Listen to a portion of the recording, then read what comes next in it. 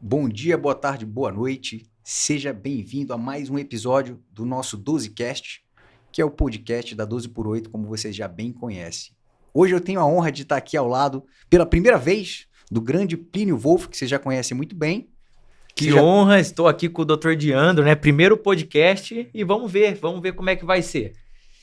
Ele não podia faltar, porque a gente vai falar de um assunto de grande importância que é do nosso dia a dia, do cardiologista clínico, que é a insuficiência cardíaca.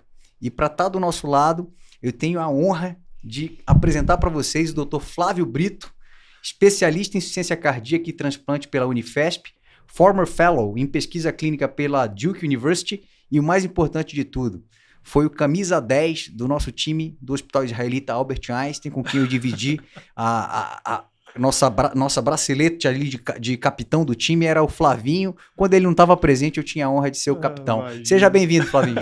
Pô, pessoal, é um prazer muito grande estar aqui com vocês, né? Grandes amigos, Diandro contemporâneo, Plínio, vi crescer aí no mundo da cardiomiopatia, foi residente de clínica médica lá de Botucatu, e agradeço as palavras do Diandro, mas na verdade eu mais falava em campo e ele corria, né? Às vezes a bola sobrava, a gente fazia um golzinho lá, né, Diandro? É porque quando o cara não é craque, Plínio, o cara tem que correr. Então esse era o meu caso. O Flávio não, ele era um maestro em campo, camisa 10 mesmo, né? Então eu corria por ele, isso não tinha problema não. Bom, era o time do pronto-socorro do Einstein naquela época, a gente saía do plantão época sexta e boa. jogava sábado, né? Exatamente, já emendava do plantão direto ali. Pô, muito bom. Eu queria parabenizar vocês, cara, pelo trabalho, né? Sucesso total. A gente tem acompanhado nossos residentes, nossos alunos, colegas, eu mesmo venho ouvindo vocês. Vocês estão de parabéns, cara. É uma honra muito grande estar aqui com vocês. Pô, eu te agradeço, Flávio, pela oportunidade de estar contigo aqui, de aprender um tema que eu tô aqui, vou repetir para vocês. A gente estava falando nos bastidores, eu não sou especialista em insuficiência cardíaca, aprendi muito na época que eu fiz ecocardiografia, né? Então eu vou aproveitar esse episódio aqui para atualizar meus conhecimentos, sobretudo com as novidades que vieram do Congresso Europeu, né? Então, antes de mais nada, Plínio, primeiro vamos contextualizar para o nosso público, né? A insuficiência cardíaca, o que a gente precisa saber da epidemiologia, por que é importante a gente conhecer um pouco mais da IC? Perfeito. Então, primeiramente, queria agradecer aqui o Dr. Flávio, né? Eu não chego aos pés aí da especialidade nem do futebol, né? Eu era aquele cara que conversava com o goleiro, né? Então, vamos lá. Então, por que a gente tem que conhecer a insuficiência cardíaca? Então, 3 pontos principais, né? A alta prevalência, né? Dados atuais aí sugerem 64 milhões de pessoas acometidas no mundo. Isso chega a 1 a 3% da população, né? Associado a isso, a gente tem também uma alta morbimortalidade, 35 a 50% de mortalidade em 5 anos. Quando você chega a ter uma IC avançada, essa mortalidade chega a 50% anual, que é muito maior, inclusive, do que muitos tipos de cânceres, né? Câncer de bexiga, câncer de próstata tem mortalidade menor do que da IC. Então, aí a gente percebe a gravidade. E associado a isso, o alto custo aí para o sistema de saúde, né? Então, no Brasil, é o segundo maior custo em doenças cardiovasculares, chegando a 22 bilhões de reais por ano, isso dados de 2015. Então, você vê que é muito complexo a insuficiência cardíaca. E esse dado, Flávio, você com certeza já deve ter tido contato com a publicação, né, que foi feita sobre esse estudo do impacto das doenças cardiovasculares no Brasil, até porque você tem proximidade com toda a turma que fez parte desse artigo, Fernando Bacal sendo o principal ali dos pesquisadores. Você falou bem, né, Plínio? 22 bilhões, 22,1, só está ali quase que empatado tecnicamente com infarto. Uhum. E isso por custo direto e indireto. Ou seja, é uma doença que, como você falou, tem uma mortalidade elevada, mas ela tem uma morbidade aumentada também, né, Flávio? Ela maltrata demais o paciente, Sim. né? Existem custos aí, Diandro e Plínio, que não são contabilizados, não é? Então, quando você fala desse montante de dinheiro, a primeira coisa, quase 80% desses recursos são gastos no intra-hospitalar, quando o paciente descompensa e entra no hospital, ou em perfil B, num perfil de boa pressão arterial e congestão periférica, e ainda bem, nem tantos pacientes assim entram em choque cardiogênico, que aí realmente é a catástrofe da insuficiência cardíaca, seja a IC agudamente descompensada ou IC aguda mesmo de novo, aqueles pacientes que infartam. A grande questão que a gente não contabiliza é como vivem e como trabalham os pacientes com IC crônica. Quem faz IC, consultório privado ou serviço público, sabe disso. Então, são pacientes que não produzem mais para a sua família, não produzem mais para a sociedade. Então, esse gasto ele não é contabilizado, né? Quantos pacientes vocês têm no Dante, quantos pacientes eu tenho em Botucatu, em Indaiatuba, que eles não trabalham mais. Não é? Ou eles são aposentados oficialmente, ou eles estão recebendo um auxílio doença e não conseguem mais produzir. Então, esse é um dano da insuficiência cardíaca que a gente precisava mensurar mais. Não é só questão de qualidade de vida, é a questão de produtividade, né? O que o paciente com insuficiência cardíaca realmente consegue realizar para a sociedade brasileira e para o mundo, né? Então, isso é uma coisa que me preocupa muito, né? Então, um país dito em crescimento precisa se atentar para essa questão. E uma coisa que a gente vê muito, né, quem trabalha em hospital público, é que realmente você tem custo indireto, porque não é só a perda de produtividade desse paciente, mas muitos têm uma funcionalidade tão comprometida que ele exige alguém da família tomando conta dele. Exatamente. Então, é uma cascata, né? Exatamente, interfere em todo o leito familiar e realmente a gente tem que conhecer mais a IC para tratar melhor, né, Plínio? Exatamente. Então, diante dessa gravidade da IC, a gente tem que saber tratar, né? E não tenha dúvida nenhuma, né? As diretrizes recomendam aí o quarteto fantástico para o tratamento, para redução de morbimortalidade, e os resultados são excelentes com o quarteto fantástico, né? Chega aí a redução de 64% de morte e hospitalização, só que mesmo assim continua sendo um paciente grave, né? Então, existe ainda aquele risco residual que a gente vê nesse paciente, aqueles pacientes já otimizados, classe funcional 3, interna, acaba evoluindo a óbito muitas vezes. Então, tem até dados que falam que a cada 100 pacientes ocorrem 15 eventos por ano. E é muita coisa. E como é que a gente faz para reduzir esses desfechos, né? Então, existem medicações adicionais. Lógico, não são indicação 1, mas existem outras medicações e uma delas seria o digitálico, que é aquela medicação, né, que a gente fala, né? Que é aquela medicação que ela comprova que a medicina é a ciência das verdades transitórias, né? Sem dúvida. Que a gente vê, né? E o Flávio tem uma história bacana, né? Que ele já contou para mim uma vez, ali na Socesp, sobre o digitálico, que eu queria que você contasse para quem não teve oportunidade. Conta pra gente aí como foi pra chegar o digitálico. Eu tinha uma barba grande, né, cara? Mas aí, pois é, por causa daquele post aí, vocês começaram a me chamar de Nostradamus, cara. Aí eu acabei tendo que tirar. O cara virou profeta, né? Brincadeira. A história do digital é muito interessante, Diandro. Eu acho que é importante para novas gerações, assim, eu sou muito ligado em história da medicina, né? Tem alguns livros muito legais sobre isso, né? De como a gente chegou até aqui hoje, né? Então, tem muita história por trás disso, né? Primeira vez que a gente... existem relatos do uso de algum derivado da dedaleira, né? Que é uma planta muito frequente na Grã-Bretanha. Ela foi chamada de dedaleira lanata, é uma das espécies, porque ela tem a flor... É uma flor roxa, ela tem um formato de dedal. Para quem tem a nossa geração aí, viu a avó costurar, o dedal era para proteger da agulha, não é? Então, foi por conta disso. E o primeiro relato é de 1250, não é? País de Gales, não é porque a gente tem um representante aqui da cultura irlandesa, não, mas o País de Gales existia uma família, né, numa região específica, era muito famosa por ser curandeira. Né? Então, dentro daquelas poções lá, eles utilizavam da dedaleira para tratar inúmeras doenças. Né? Os primeiros escritos são dessas famílias de médicos, não é? Médicos curandeiros do País de Gales. E essa cultura de tratamento com poções, com elixires e tal, ela veio ao longo dos séculos na Inglaterra, não é? Até que em 1775, William Withering pega todo esse conhecimento e falou, bom, eu vou tratar com o derivado da dedaleira pacientes. Então, eles pegavam os pacientes hidrópicos, que eram os pacientes com edema, que chamavam na época de hidrópicos, e usavam o extrato da dedaleira para tratá-los. Eles viam que os pacientes desinchavam. Então, isso começou em 1775, foi o que a gente falou lá na Socesp. Em 1785, ele publica, não é, um paper muito bonito, chama An Account of Foxglove, né, e suas aplicações. Ele descreve alguns casos clínicos bem sucintos, tem na internet, é legal você ver. Então, o hidrópico, caso número 1 no meu hospital, caso número 2, já descreve alguns efeitos tóxicos, não é? O efeito ocular, por exemplo, da toxicidade, que a gente vê depois de descrições de Van Gogh, que tinha insuficiência cardíaca, e provavelmente algum dos quadros que pintou era por causa, não é, da xantopsia, uma visão tendo embaçada e indo para o amarelo, e a partir de 1785, né, o digital faz parte do tratamento da humanidade. O fato é que antes de você ter a pesquisa clínica aplicada, a gente vivia de relato de casos, de série de casos, não é?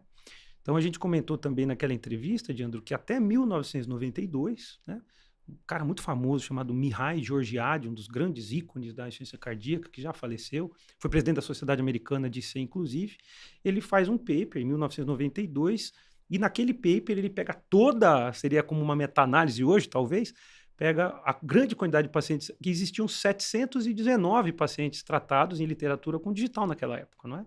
E ele fala, olha, desse grupo de pacientes, os pacientes que tomaram o digital, né, que era o glicosídeo, né, tanto o VO quanto a modalidade EV, tiveram benefício em função cardíaca. Como eles mediam naquela época? O débito cardíaco. Fala, bom, existe essa publicação, eu preciso de estudos melhores. E esses estudos vieram em 1993, não é?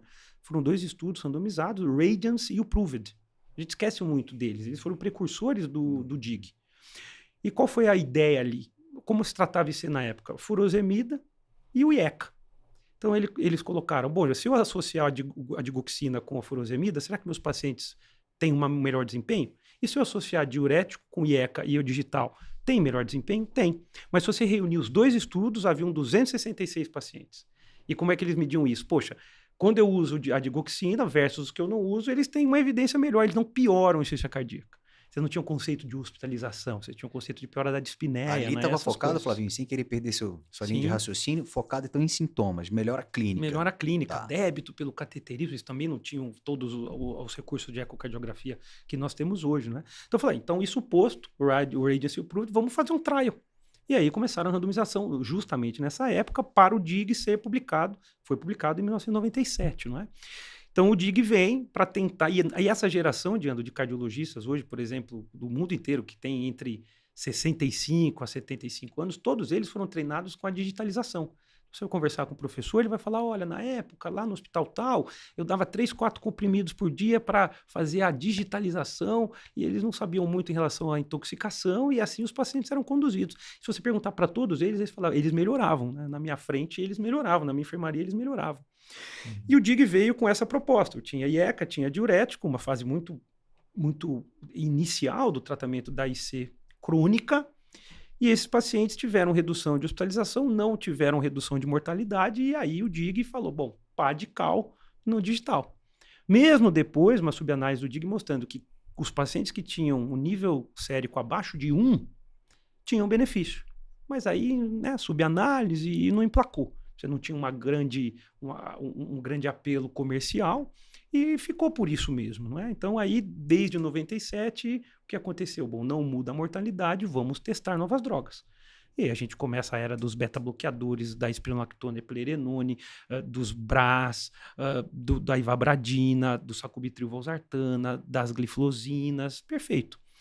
Até que uma subanálise, o estudo Aristotle, né, para o pessoal se localizar, o estudo Aristotle foi um estudo que testou a pixabana em pacientes fibriladores. Mostrou um benefício indubitável, né? E como eram pacientes muito fibriladores, o pessoal lá do DCRI da Duke, capitaneados pelo professor Renato, que a gente comentou, fez uma análise desses pacientes, avaliando quem usava digital ou não. E eles viram que os pacientes que receberam digitalização durante o trial tiveram um desfecho pior. Então, naquele momento, a gente imaginava, bom, ninguém vai mais usar digital. Mas quem trabalha com IC grave, transplantes, ambulatórios de transplantes, aquele paciente que já entrou na dobutamina e saiu, continuava prescrevendo. De maneira um pouco vergonhosa, não é? Mas continuava prescrevendo. Eu tenho até anedótico, quando eu fiz um ambulatório de IC lá na Prefeitura Municipal de Indaiatuba, tinha um paciente prescrito, todas as prescrições, na digoxina estava escrito assim, prescrito pelo Dr. Flávio Brito. Eu não sei se o aluno teve vergonha, né? Vergonha, foi ele que pôs, não mexe, mas não tem culpa, não é? Então a gente continua usando, a gente continuava usando, não parafraseava isso, mas a gente tinha uma noção de que no paciente ultra grave, não é? Naquele paciente que estava em fila, que eu precisava mantê-lo fora do hospital, ele funcionava. Né? E aí vem o DIG, não é? O DIG-HF, que vocês muito bem cobriram, né? Lá no europeu, que corroborou algumas informações que a gente já tinha, não é? Então, acho que vale a pena a gente discutir um pouquinho do DIG, né? As impressões que vocês tiveram, porque é bacana a gente conversar sobre ele. Excelente. Basicamente, né, a gente saiu de um contexto de 2 séculos usando digoxina, né, usando digitálico, até que depois, aí no final da década de 90, parou de usar, assim, inclusive você vê os estudos, vem caindo a prevalência do uso, né, dos digitálicos, até que agora vem esse estudo. Então, a medicina é assim, né, vai variando aí as indicações, o conhecimento, né. Não, exatamente. E que é interessante, né, Flávio? Você vem apresentando para a gente A gente está discutindo aqui IC com fração de ejeção reduzida, tá, pessoal? Então, a gente está falando aqui do quarteto fantástico, justamente porque está nesse perfil de paciente. Então, a gente não está falando dos nossos pacientes com IC-FEP, tá? Não é com fração de ejeção preservada. E é interessante que a preocupação existia em melhorar sintomas, como você bem falou. Poxa, não muda a mortalidade, triste, mas vamos atrás de outras medicações que possam mudar. E a gente foi encontrando, então, cada um dos atores aí que hoje compõem esse quarteto fantástico. Mas uma coisa que eu acho que a gente valoriza muito pouco dentro da cardiologia é desfecho de qualidade de vida, né? Realmente a gente tem que dar valor para isso, né? Poxa, querendo ou não, para o paciente viver 2, 3, 4 anos a mais com qualidade de vida péssima, para ele é até questionável se ele realmente querer viver esses 2, 3, 4 anos de vida a mais. Então, é muito bem-vindo. Qualquer estratégia que, de fato, possa aumentar a qualidade de vida do paciente, melhorar uma classe funcional, teste de caminhada de 6 minutos, a gente tem que ter um olhar mais empático, sabe, Flávio? Que eu vejo que a gente, como cardiologista, é muito ligado em CVOT, né? Muito ligado em MACE e esquece da análise subjetiva ali do paciente que está na nossa frente. E foi legal que surgiu esse estudo já tendo medicamentos que sabidamente mudam a mortalidade, que estão ali dentro de um quarteto que ninguém mexe mais, e com uma medicação que não era mais a digoxina. Correto, Plínio? Você quer falar um pouquinho pra gente sobre isso aí? E até a digitoxina, né? Não tem um nome muito agradável, né? Você fala digitoxina, pô, o que o cara tá me prescrevendo, né? Mas, assim, é até engraçado que depois desse estudo, muita gente falou, nossa, medicamento novo. Não é um medicamento novo. Já é um medicamento bastante usado. Inclusive, minha chefe do Dante, doutora de Direito, falou, nossa, eu já usei muito, né? E até ela fala que parou de prescrever por quê? Porque por conta da meia-vida, que é mais longa, então, às vezes, demorava mais para chegar no efeito. Se tivesse intoxicação, que era mais raro, demorava mais para melhorar dessa parte da intoxicação. Mas, basicamente, qual que é a diferença, né, entre a digoxina e a digitoxina? Então, basicamente, é a metabolização, né? Então, enquanto a digoxina ela é excretada principalmente, né, pelo rim, a digitoxina é metabolizada principalmente pelo fígado. Então, aquele paciente, né, que tem IC e que muitas vezes já tem uma deterioração da função renal, então isso é benéfico para evitar a intoxicação.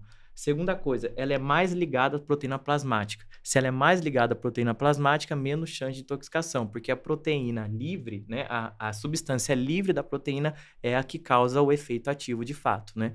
E por fim, a meia-vida mais longa. Se eu tenho uma meia-vida mais longa, eu evito flutuações, né, da biodisponibilidade, então eu evito intoxicação. Então, essas são as principais diferenças, né, entre um e outro, mas não é um medicamento novo, é um medicamento aí que já é usado previamente e disponível em alguns países.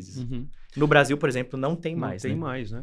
É fundamental essa questão, né, de metabolização, de farmacocinética, farmacodinâmica, mas uma coisa que eu vejo aí para os residentes, para quem nos acompanha, é a questão do mecanismo de ação da digoxina, né? A gente fala muito de alguns fármacos, mas a gente esquece pouco como é que funciona da digoxina. É importante a gente falar isso, não é? Então, a digoxina e a digitoxina, elas têm 2 mecanismos de ação no miócito. O primeiro mecanismo de ação é direta ação na bomba de troca de sódio e potássio, né? Então, eu faço a inibição dessa bomba e mantenho a quantidade de sódio dentro do miócito em níveis maiores. Com esses níveis maiores intracelulares, a bomba de sódio-cálcio começa a funcionar menos. Eu tenho mais sódio na célula, eu não preciso trocar tanto. E aí o que acontece? Você mantém o cálcio dentro do miócito em um nível mais elevado. E isso melhora a contração da actina e miosina. Esse é o principal efeito da digoxina no miócito. O segundo é de uma atuação nas membranas, tanto das células do nó sinusal quanto do nó AV. E aí você tem o controle de frequência cardíaca por conta dessa ação de membrana direta, não é? Então são mecanismos que são somados e é importante que a gente recupere isso, não é? Excelente, então, Flávio. Aproveitando que a gente está falando um pouquinho de fisiologia, queria que você trouxesse para a gente aqui quais os cuidados a gente tem que ter na hora de prescrever um digitálico, seja a digitoxina, seja a famosa digoxina, que já faz parte do nosso dia a dia. Efeito colateral, o que eu tenho que estar atento? E segundo, dose que usualmente a gente tenta chegar. E terceiro, alguma forma de acompanhar esse paciente para que a gente saiba que está indo no caminho certo, minimizando o risco de efeito colateral e atingindo uma dose terapêutica ideal. Aí tem algumas dicas legais, não é, de prática clínica que é importante. Tanto quem está na enfermaria, na UTI, quanto quem está no consultório. Então, primeira coisa, existem características dos pacientes que facilitam a intoxicação. Primeiro, disfunção renal. Segundo, caquexia, massa magra reduzida. Terceiro, hipoxemia.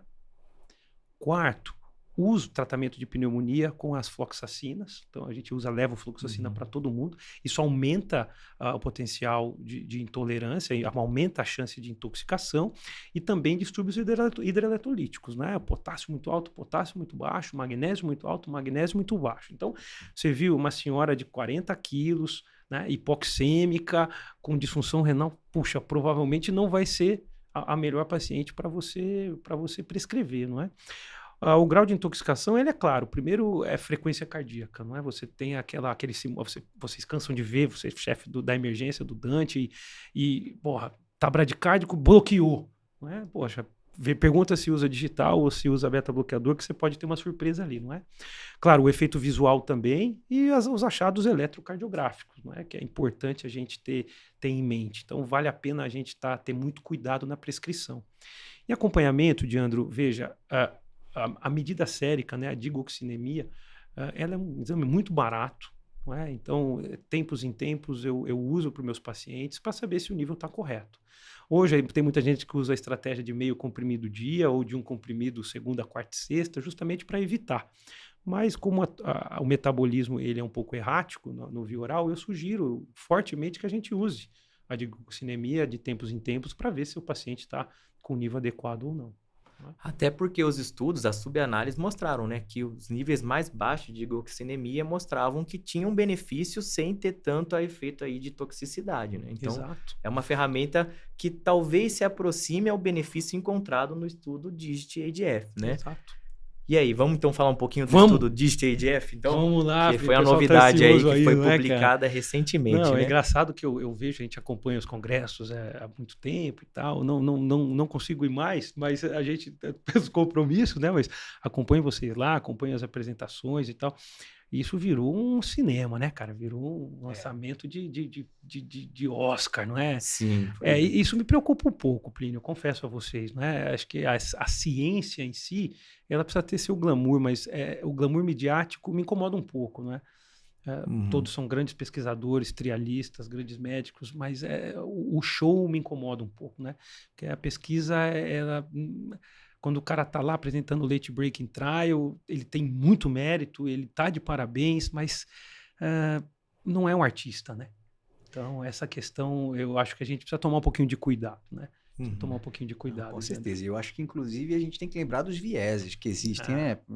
Ninguém está criticando a ocorrência do late break clinical trials. Ali todo mundo quer ver o que vai sair de novo, todo mundo quer estar ali no momento em que é lançada aquela notícia que muitas vezes todo mundo está atrás do e que a gente tem que lembrar que muitas vezes são lançados ali alguns resultados sem a gente ter a publicação prévia, que não é o caso aqui, né? Sem a gente ter a publicação, às vezes sai ao mesmo momento, mas vem depois o estudo, e a gente perde a oportunidade de fazer uma análise crítica da evidência e ver o que tem de ponto forte, o que tem de ponto fraco. E o que eu quero trazer para vocês de provocação como cardiologista clínico, não especialista em ICE, eu quero a visão de vocês dois do trial, o que tem de ponto forte, o que tem de ponto fraco, ponto de atenção, e como que isso pode impactar a nossa prática clínica. Aqui no fim do dia, turma, o que a gente quer saber é como esse artigo, como esse novo conhecimento pode interferir na minha prática clínica. É para isso que são feitos estudos. Não é para simplesmente trazer glamour, como o Flávio falou. Porque qual é o problema disso, né, Diandro? Quando você apresenta para uma plateia e o mundo inteiro está acompanhando, é a sua conclusão que fica, não é? O professor tal, da universidade tal, disse isso. E vocês têm um trabalho muito fundamental de esmiuçar essa evidência, mas tem uma grande população que acompanha isso que fica só com o slide da conclusão, não é? E leva isso para frente. Então, essa é a grande preocupação. Então, canais como vocês têm feito traz a oportunidade de a gente poder esmiuçar o trial, né? Então, a primeira coisa, assim, eu imagino quão difícil foi fazer o trial. Primeiro, porque o financiamento foi todo do governo alemão. A Universidade de Hannover, que bancou esse trial. 65 locais, 80% na Alemanha, não é? A Áustria, alguns poucos, e a Sérvia, outros poucos. Era um trial que seguiu pacientes, estava preconizado por 36 meses, mas é um trial que demorou 10 anos. com dificuldade de randomização e dificuldade de financiamento, né? Então, primeira coisa, estamos falando de uma população germânica, né? Então, para a gente ampliar isso para a África subsaariana ou para o Japão, talvez a gente tenha que pensar com calma. Mas primeiro eles foram muito lutadores porque não tiveram financiamento externo da indústria, então de parabéns, né? Segunda questão do trial, eles tinham medido um poder, né, para a resposta aí do erro tipo 1, que era o que de mais de 2.000 pacientes. Então, o poder estatístico. 2.190 não recrutaram nem 55% Exato, disso. Né? Então, ficaram ali 1.200, não é? Mais ou menos assim, 1.212. Né? 1.212. Então, o poder estatístico do estudo tem a sua diferença. Pontos que eu achei muito interessante, eles se preocuparam com a dosagem da digitoxina. Então, eles tinham um nível sérico específico, eles dosavam e, partindo desse ponto, eles tinham alterações na dose. Então, já foi uma preocupação muito grande em relação, mesmo sendo um fármaco melhor tolerado, pelo que o Plínio explicou de excreção, de metabolização, eles se preocuparam para não cometer não é erro, mas a metodologia do DIG não se repetir aqui. Então, isso foi algo muito bom, muito fantástico. Outra questão, pacientes graves. Exato. 70% dos pacientes do DIGIT-HF estavam em classe funcional 3 e 4. E se você for ver no Paradigm, era 30%, né? Paradigm 30%, o Emperor Reduce de 25% de pacientes de classe final 3 para 4. Então, era um paciente de fato grave, né? Exatamente. Então, eu acho que isso é importante. No DIG, se não me engano, era 30% também de pacientes de classe final 3 e 4. Então, isso é uma diferença importante, né? Exato. Tanto que eles pontuaram o seguinte, eles colocaram critério de inclusão. Se o paciente tivesse a fração de ejeção abaixo de 40, né, ele tinha que estar em classe 3, pelo menos.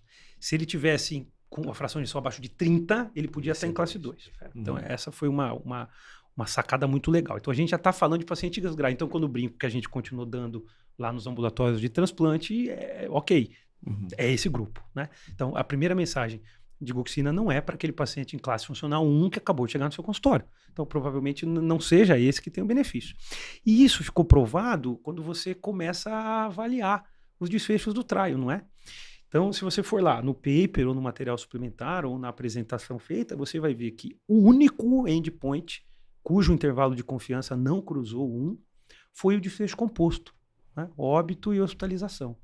Na mesma tabela do New England, quando você olha os dois desfechos separadamente, não houve benefício. Isso daí chama atenção mesmo. Né? Tá vendo? Seu olho até brilhou agora, não é? Isso daí todo mundo comenta mesmo, né? De não ter alcançado no desfecho, na composição do desfecho, né? Isolado, a significância estatística, né? Isso comentaram muito, inclusive, no Congresso. Você soma o N, não é? Então, você soma o N da hospitalização com o óbito, você atinge. Mas quando você os vê separadamente, eles não atingem. Então, é a primeira coisa que a gente tem que ficar atento, não é? Isso é importante. Segunda questão, ok, houve redução do desfecho composto, né? Então, vamos dar uma olhada em qual grupo, isso me encantou muito, né? Em qual grupo de pacientes que ele foi mais efetivo, né? A primeira coisa que chama a atenção, quando você pega o baseline, tabela 1, o baseline do estudo, primeiro, foi o trial que mais utilizou sacubitril/valsartana, 40% dos pacientes estavam utilizando, não é? Já é fora da prática mundial. Em geral, a gente tinha ali em torno de 15% dos pacientes usando, muito bem beta-bloqueados, não é? Aquele uso ali de médio de antagonista do receptor mineralocorticoide, mas outra coisa que a gente não pode deixar de falar, 67% dos pacientes usavam CDI. Pacientes muito bem otimizados, né? Então, mais de 90% com beta-block, 90% com inibição do sistema renina-angiotensina. Então, assim, muito bem medicados. Que é justamente o paciente que a gente quer entrar com a digoxina, né? Com o digitálico. Exatamente. Então começa a fazer sentido, né, Plínio? Então quando eu brinco lá, você falou que ia dar certo. Não, isso é prática clínica. E a gente começa a ver. Então veja, 26% dos pacientes tinham ressincronizador. Não é a média mundial. Não é? Talvez em Hanover seja, mas no nosso dia a dia não é. Eu não tenho, do grupo que eu precisaria indicar o ressincronizador, eu não tenho acesso a 30% de resync para eles. Muito menos de 60% de CDI. Não é? Isso é fato. Outra coisa que chama muita atenção. A linha foi benéfica nos pacientes com pressão sistólica abaixo de 120 e com frequência cardíaca acima de 73. Ou seja, mais hipotensos e otimizados taquicárdicos. Quem está otimizado taquicárdico está em pré-choque. Né? Está no estágio 1 de choque.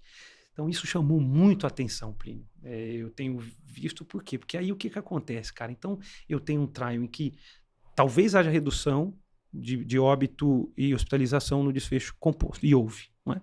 Para que grupo de pacientes? Não é? Para o grupo mais hipotenso, para o grupo muito sintomático, para o grupo que sob tratamento permanece taquicárdico e para nós, que não temos CDI e Resync para toda a população, quem não usava CDI, quem não usava Resync teve desfecho melhor. Né? Então isso me chamou muito a atenção no trial. E no ambulatório, quantos pacientes não pega assim, né? Aquela PA limítrofe, aquela frequência elevada que o paciente está sintomático, então é uma possibilidade terapêutica. E é esse raciocínio que é fundamental, né, pessoal? Porque quando você lê esse estudo, a ideia que você tem que ter é o que eu posso aprender com esse estudo e o que eu posso extrapolar para a minha prática clínica. Primeiro ponto, o Flávio, que, poxa, é especialista em pesquisa clínica, sabe muito bem que primeiro é validade interna, né? Então, a primeira pergunta, Flávio, tem algum ofensor à validade interna desse estudo?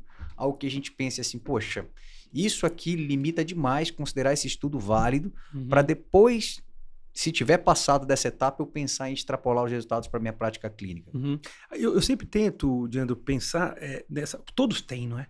Sempre vai ter. Sempre vai ter, algo que limite muito. Veja, a questão populacional me preocupa um pouco. Lógico, é um grupo muito específico. Os trials a gente está mais acostumado a ser global.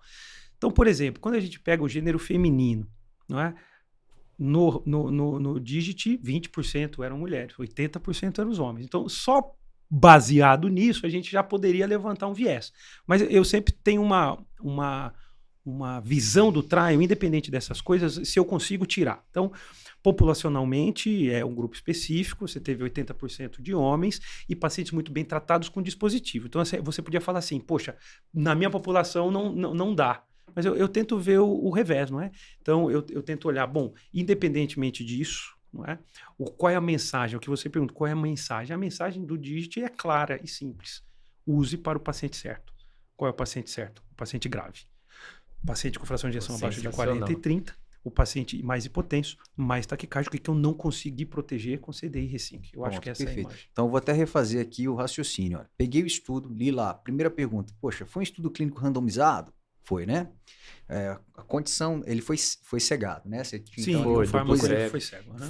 Então, foi contemplada a condição cega? Foi. Os grupos eram homogêneos no estudo, no início do estudo? Sim. Foram acompanhados de maneira similar? Alguma diferença no tratamento deles, além da digitoxina? Não, foi bem variado. Ou seja, e conseguiu seguir os pacientes sem tanta perda assim ao longo do processo? Esse foi um... Então, é aí que eu quero chegar. Porque aí no final, turma, quando a gente chegar lá, poxa, tenho esses resultados, beleza, eu consegui os principais critérios de validade interna, aceitei, e aí eu vejo essa população que o Flávio falou que foi a que mais respondeu, né, que mais teve benefício com o tratamento, e eu olho para ela e falo, pô, cara, isso aqui bate com a população que é do meu dia a dia. Então, talvez esse conhecimento aqui eu possa aplicar na minha prática, né? Esse tipo de provocação que eu gosto de trazer para a gente pensar, porque no fim do dia é isso. Como que o trial vai mudar a minha rotina? Vai mudar desde agora? Expectativa de vocês. O que vocês acham de próximos passos? Olha, o Plínio levantou, e é fantástico, né? Podia ficar aqui a noite inteira pois falando disso, fantástico, né? Muito legal. E a gente consegue aprofundar as coisas, isso é muito bacana. Então, se você pegar as curvas de Kaplan-Meier do estudo, ela fecha em 36 meses, não é? Então, a gente está falando de 3 anos. O Plínio falou da epidemiologia, que independentemente do nosso tratamento, em 5 anos a gente perde metade dos pacientes com IC. Tá? Se você pegar 5 anos do Kaplan-Meier ali, que ele faz a curva até 108 meses, né? 108 meses vai dar quase a sequência dele, quase 10 anos. Né? Então, você sai de mais ou menos 600 pacientes em cada grupo para 4 em 108 meses. Isso é uma coisa que chamou muito a minha atenção. Né? Então, você fecha o estudo em 36, ou seja, lógico, você esperava ali 27, 28 eventos em cada grupo, até 36 meses, mas até por dificuldade de segmento, claro, não são todos que foram a óbito, né? Você acaba perdendo o segmento depois que fechou o trial. Mas os que eles conseguiram recuperar foi muito pouco, uma parcela muito pequena, mostrando que eles eram realmente graves. Então, isso é uma coisa que a gente tem que parar e olhar. Então, você que leu, que viu a apresentação, retome o paper, dá uma olhadinha lá no New England e você vai ver. A curva ali em 108 meses você tem mais ou menos 4 pacientes. Sim. Falando nisso, então, Plínio. E ela fecha de novo, né? E ela fecha de novo no final. Eu vou deixar você falar. Eu ia perguntar, inclusive, do momento atual. Vamos olhar para as diretrizes que a gente tem. Como que Digitálico está dentro das diretrizes e qual que é a sua expectativa dos próximos anos? Você vê a expectativa de ter alguma mudança baseado nesse trial ou você acha que ainda vai ter que ter mais água rolando aí para... Eu tô apertando vocês aqui, tá, pessoal? Fantástico, tô apertando vocês aqui, não é por maldade, não. É porque eu quero aprender mesmo. Eu tô do lado de 2 referências para mim aqui, tá? Muito bom. Então, vamos lá. Então, o que a gente tem de recomendação na diretriz em relação ao Digitálico, né? Então, no nosso país, e geralmente eles recomendam a digoxina. Então, a gente tem como indicação na nossa diretriz, né, como 2A naquele paciente que já está totalmente otimizado, que ainda está sintomático. Para quê? Para reduzir principalmente a hospitalização. E, basicamente, essa é a ideia do Digit, né? Então, a princípio, seria a mesma indicação. Acho que não mudaria. Você não vai colocar como o quinto pilar. Está longe de ser o quinto pilar, né?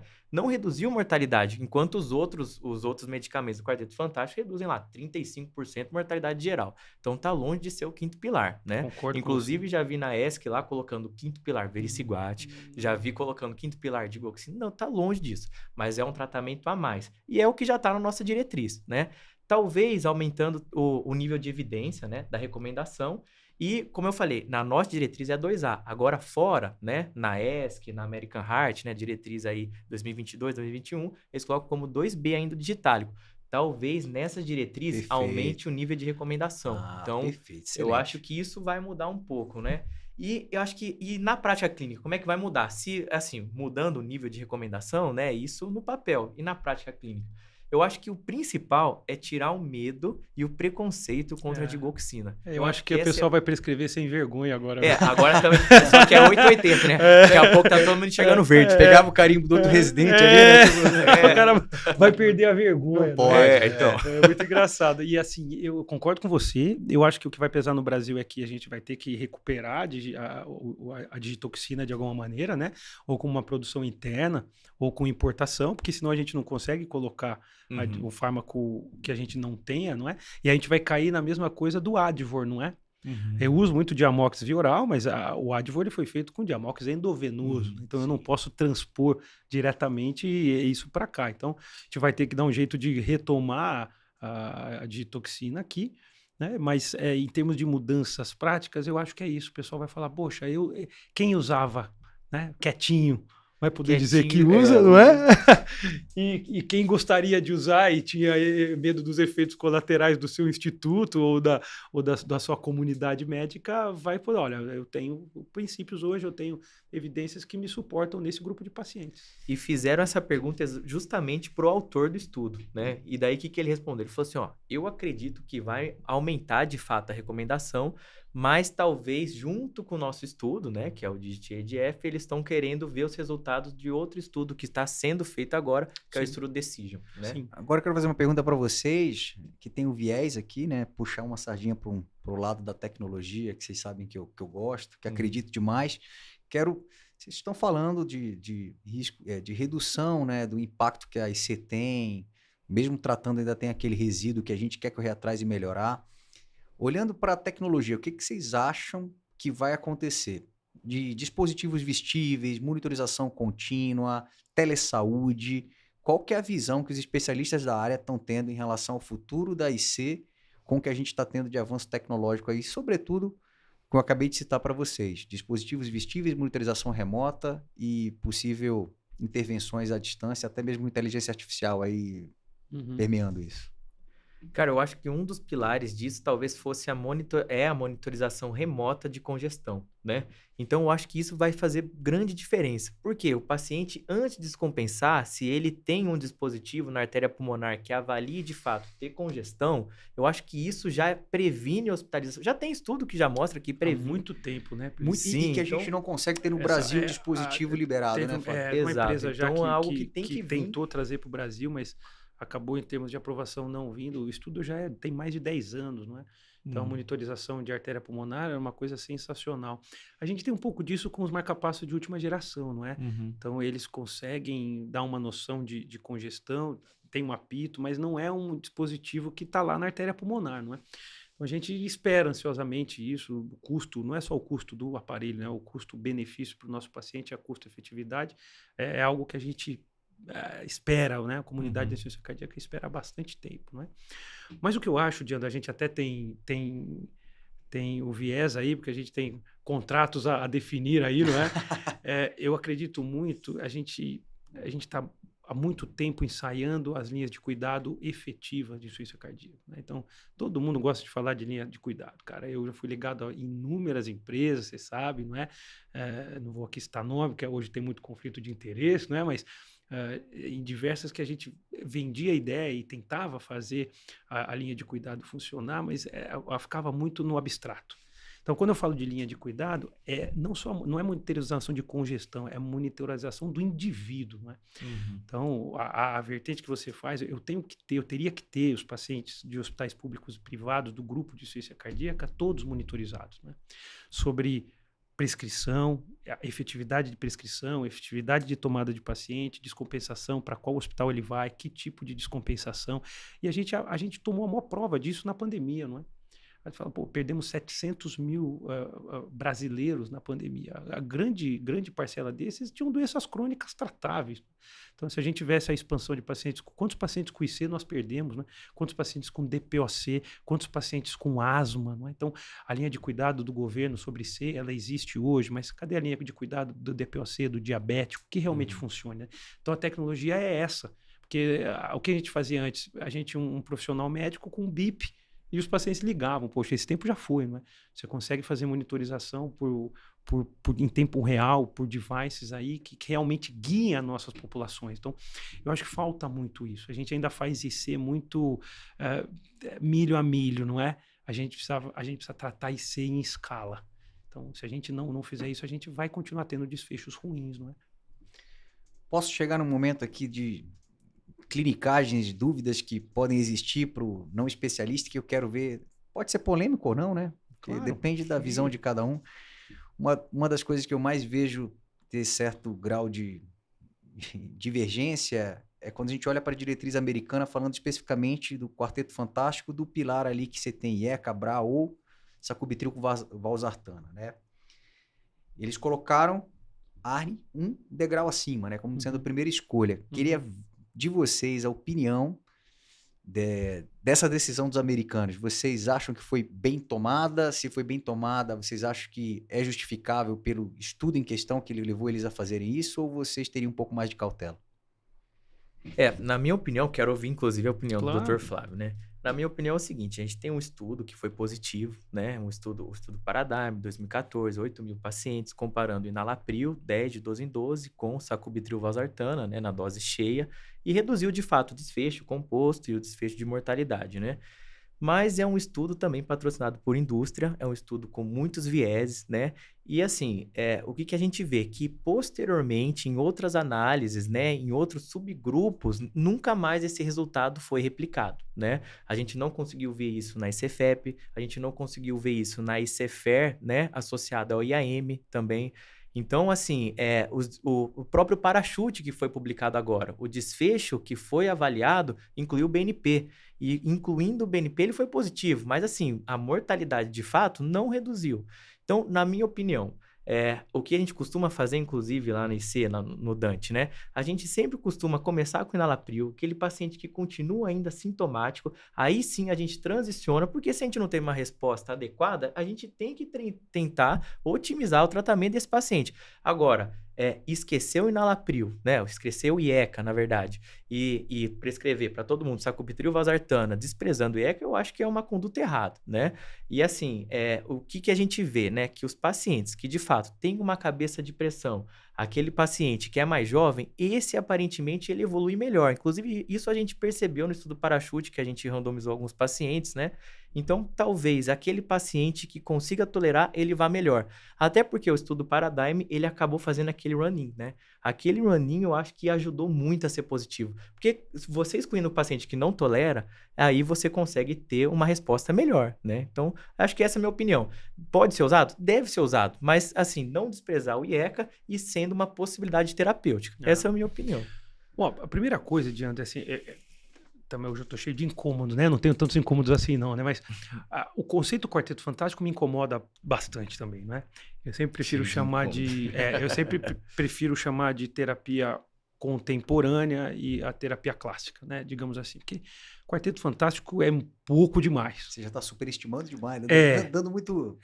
Exatamente, né? Então, ok, pegou, mas se a gente pegar, nós não temos nenhum estudo e não teremos mais, porque eticamente não faz sentido, mas a gente não vai ter a terapia contemporânea contra a terapia tradicional. O que a gente tem? Análises de trials modernos dizendo que você melhora o risco relativo de óbito em favor da terapia contemporânea, não é? Dos 4 componentes da terapia contemporânea. O que eu penso do sacubitril/valsartana? Desde a publicação do estudo Paradigm até hoje, há um quê de decepção na comunidade científica, não é? Por conta dos resultados que não se replicaram. Isso não há dúvida. Na pesquisa clínica, o C nunca vai ser resolvido, né? Então, o Plínio falou de um C do estudo Paradigm, que foi o run-in, né? O run-in era justificado por os pacientes que poderiam ter algum efeito adverso grave, não só hipotensão, mas quadros alérgicos, né? Que já havia tido no estudo prévio que foi suspenso, né? Em que o sacubitril não foi associado à valsartana, mas foi associado ao IECA, né? Então eles se preocuparam com isso. E outro C que a gente nunca vai conseguir corrigir na história da medicina é a dose do enalapril. Inclusive o Parachute foi com 10 miligramas de 12 em 12, dose máxima. E isso no congresso, quando apresentaram, nem criticaram mais, né? Parece que eles desistiram. Porque assim, quando você coloca, aí você vai me justificar e eu aceito a justificativa. Se você pegar o Solv lá atrás, a média de ECA prescrito de enalapril era 18 miligramas, não é? Então não era 40. E eu sei que fora dos centros referência, você também não chega a 40 miligramas. Então, isso para mim vale. Agora, o drive principal do estudo Paradigm que me fez utilizar e me fez acreditar muito no sacubitril não foi nem o endpoint mortalidade, foi o endpoint morte súbita. A redução de 21% de morte súbita do sacubitril/valsartana me encantou muito mais do que o próprio desfecho. Porque o enalapril já tinha feito isso. Mas nenhum IECA e nenhum BRA na história dos trials foram capazes de reduzir a morte súbita. Então, o drive morte súbita fez com que eu utilizasse sacubitril/valsartana muito e continuasse utilizando. No paciente com IC crônica sintomática, quem pratica, não há dúvida que ele tem um benefício fantástico, não é? E a associação dele e o grau de remodelamento cardíaco, você é ecocardiografista, sabe, ele é acima da média. Acima da média do quê, Flávio? Também não tenho como comparar, porque Carvedilol remodela, IECA remodela, BRA remodela. Então, usei muito, continuo usando muito, mas fiquei muito atento aos novos trials, né? Então, o Plínio citou vários deles, né? Você vai para dentro da terapia intensiva, o Paradise-MI, né? O paciente que infartou e evoluiu com IC isquêmica aguda, ele não foi superior ao ramipril, né? Aí fala, não, tudo bem, paciente hiperagudo, pode ter um grau de inflamação, pode ter aquele, não é, hemodinamicamente talvez não fosse legal, beleza. Vamos esperar esse CFEP, Paragon, neutro. Talvez os subgrupos das mulheres, fração de ejeção abaixo de 57 e disfunção renal, fossem o drive para eu dar. Falava, você usa na ICFEP? Quando o paciente muito sintomático, com IECA e BRA, eu uso, mas eu sei que a evidência ela é muito... o estudo é neutro. Falava, bom, vamos ver no cara mais avançado. Teve estudo LIFE. Aquele paciente pré-transplante, já IC muito grave, o estudo também é neutro. Fala, foi randomizado durante a pandemia, né, o mais difícil foi. Não é? E aí o Parachute, randomizamos também pacientes para isso com endpoint NT para o BNP. Então, um pouco complexo. Um pouco complexo a viagem do sacubitril/valsartana, né? Uso, tá? Eu acho que a diretriz brasileira vai manter o conservadorismo no mesmo pé de igualdade. Eu acho que ajudou muito os pacientes sintomaticamente, em termos de remodelamento, mas a viagem do sacubitril/valsartana, né, fato, não Flávio, não Plínio, não Diandro, mas foi um grande blockbuster seguido por estudos neutros. Isso não há dúvida. Mas na prática a gente pega paciente, né, que estava em uso de IECA, paciente muito sintomático, e quando houve a transição, tem paciente que de fato tem remodelamento e associado a melhora clínica. Mas não né? tem dúvida, não é? Isso é fato. Então, E a gente hoje tem aí, o Brasil chegou em 2016, né? Então a gente vai completar 10 anos de uso, né? Foram já 10 anos de trial paradigm. Efetivamente, em termos de qualidade de vida para os pacientes, em termos de remodelamento, não há dúvida que o sacubitril valsartana foi um grande ganho, não é? Mas a gente, à luz dos trials, a gente tem que ser fiel ao que realmente aconteceu, não é? Perfeito. Tem uma questão que eu queria comentar do Decision, né, Plínio? Então, a gente espera ansiosamente os dados do Decision. O Decision tem duas particularidades que também vão cair no mesmo estudo do DIGIT. Primeiro, ele é um estudo só da Holanda. Não é? Então, só centros holandeses. Na verdade, é uma população semelhante, né? Semelhante. Do estudo DIGIT. Né? E outra coisa que vai trazer uma discussão boa para a gente também é que eles incluíram fração de ejeção abaixo de 50. Então vai pegar levemente reduzida lá. Exatamente. Né? Então a gente vai poder dizer aí entre 40 e 50, não é? Não vamos fazer nenhuma análise futura, né, Diandro? Mas provavelmente teremos diferenças nos pacientes com fração de ejeção abaixo de 30 e nos pacientes entre 40 e 50, não há dúvida. E o legal é que esse estudo, né, ele leva em conta a digoxinemia. Então ele vai chegar até 0,8 lá. Então talvez ele excluiu aquele paciente que tinha maior mortalidade por toxicidade e vai pegar justamente o benefício. Então ele termina o follow-up, né? Acho que ano que vem. Então, já a gente consegue... do ano que vem, talvez, não é? Algum olhar especial para pacientes com FA dentro do Decision, não? Ou vai... Não sei te dizer dentro se usava eu acho que daí independentemente do ritmo. Porque o DIGIT inclusive incluiu 30% de pacientes com FA. Fibriladores, né? Não é? E isso não aconteceu no DIG, né? No DIG foi só sinusal. Só sinusal, perfeito. Então, assim, já estão abrindo pro tanto ritmo sinusal quanto para FA. E eu acredito que o Decision também. Devem ter, sim. Vocês estão concordando em tudo. Agora eu tenho que perguntar aqui para vocês. Ponte Preta ou Guarani?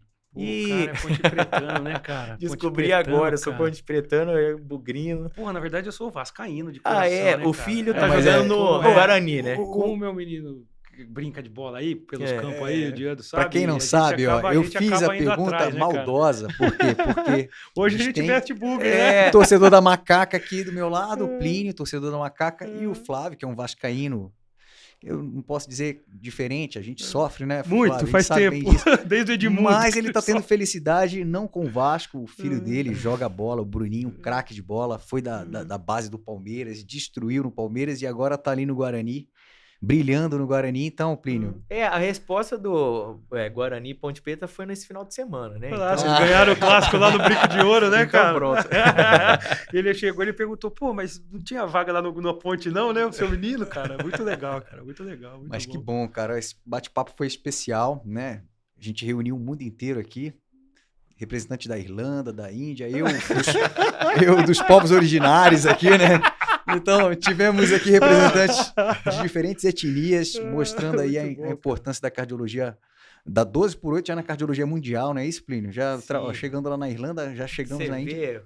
É globalização, né? É a globalização, cara. Globalização, cara. Multitrials, não é? Pois é. Lembrando que a gente brinca disso, mas é verdade, cara. Subrepresentatividade populacional em trial é um estudo específico, né? Então, a gente tem a questão do gênero, primeiro, mas a gente tem a questão regional, né? Então, você hoje, praticamente, por conta das guerras, não tem randomização no Oriente Médio, né? Fora Israel.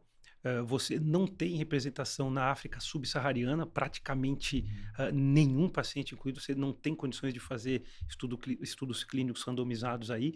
A China entra agora, a Índia entra com força total, Oceania, mas a gente ainda tem povos subrepresentados aí, não é? O Japão tem peculiaridade de, após cada trial mundial, testar nas suas populações, não é? Fizeram isso com a evabradina, por exemplo, não é? Estudo SHIFT, foi publicado, eles fizeram o J-Shift, não é? Testando a evabradina na sua população. Então, eles têm um método de tratamento bastante específico e a gente precisa olhar, não é? Como é que a gente está tratando globalmente. A China publicou um estudo ali do Kali Shaishang, eu não sei nem pronunciar, aquela quantidade de ervas que reduziram a mortalidade. Então, essa visão global é importante, não só para a gente não deixar de representar toda a população do globo, mas ficar de olho em como que cada país aí se porta, não só frente à insuficiência cardíaca, mas a todas as suas patologias, né? Sensacional. Plínio, estamos chegando aqui no final. Queria agradecer pelo aprendizado que eu tive. Nossa senhora, cara. Joguei aqui do lado de duas feras da insuficiência cardíaca, não somente da insuficiência cardíaca, de cultura geral. Flavinho, Pelo amor de Deus, quem tiver a oportunidade de sagrado. bater 30 minutos de papo com ele, vai ver que a gente vai ter que ter pelo menos mais uns 3 episódios com a presença dele, né? Então, prazer estar com vocês aqui, também, cara. Nossa, isso aqui foi uma aula, foi sensacional. Imagina, cara, a gente aprende junto aí com vocês, a experiência e, poxa, chegar ao nível que vocês estão chegando, vocês têm que ter a plena consciência que vocês mudam a educação das pessoas com isso, não é? A gente sempre falou, nossos congressos, eles estão maçantes, as apresentações, esse tipo de bate-papo, esse tipo de conversa para as novas gerações, elas têm um alcance muito grande, e todos que estão assistindo porque tem benefício nas suas vidas e nas suas práticas, né? Então, a missão de vocês, ela é fundamental e vocês estão cumprindo de maneira ímpar. Parabéns. Te agradeço, Flávio, obrigado mesmo. E agora eu já vou lançar um desafio, né? A gente está aqui, eu e você, Plínio, pela primeira vez juntos. Flávio, experiência gigante também em transplante. Ó, Rossi, tá aí, convida o Flávio para fazer um episódio especial sobre TX cardíaco na presença do nosso irlandês. Você vem junto com ele, eu vou querer ouvir esse podcast, eu vou estar aqui do lado assistindo, quero ver os 3 debatendo sobre esse assunto. Você já vai ter que aceitar, porque tá ao vivo aqui. Não, tá aceito, tá aceito. Para mim vai ser uma honra chamar o Rossi e o Vitor, né? Quarteto. Vai ficar todo mundo aqui. Esse vai ser o Quarteto Fantástico. Esse vai ser o Quarteto Fantástico. Então pronto, aí vai ser o Quarteto Fantástico. Vitor Benfica, Rafael Rossi, o nosso irlandês e o Flávio indiano. Eu vou assistir aqui de camarote. Mais uma vez, Flávio, obrigado pela sua presença, cara. Pra gente é uma honra ter você aqui. Eu sempre comento isso, que a gente percebe que a 12x8 tá grande quando a gente vai vendo o tamanho das pessoas que estão vindo aqui, sabe, Plínio? Exato. E tem pessoas que já passaram por aqui que eu olho e falo, nossa, cara, como eu tenho orgulho de ter conseguido trazer para uma mesa de bate-papo científico, descontraído, do jeito que a gente gosta, né? A boleiragem que a gente gosta, sabe, Flávio? E, poxa, você é uma dessas pessoas especiais. Então, obrigado mais uma vez. Espero que você volte sempre, que a casa é sua. Cara, eu agradeço de coração a recepção de vocês, o convite, viu? Fazer parte dessa comunidade, para mim, só me enche de orgulho. Vocês são grandes amigos, não é? Então isso facilita todo o jogo, não é? Mas muito feliz de estar aqui com vocês mesmo, de verdade. Um grande abraço aí para todo mundo que acompanha. Não fiquem com saudade. Vocês vão ter o Flávio de novo, então, no episódio de TX, mas já aproveita. Já tá combinado, tem como negar mais. Não posso deixar de pedir aqui, Plínio, curte, comenta, compartilha, que senão o nosso chefe Vitor vai ficar com raiva. Então não deixa de fazer isso. E se você gostou, manda aqui para os seus amigos, porque a gente quer ter o feedback de vocês e com esse feedback positivo, trazer feras como o Flávio mais vezes aqui para o nosso estúdio, tá bom? Até a próxima, pessoal. Valeu, pessoal. Até mais. Grande abraço, pessoal.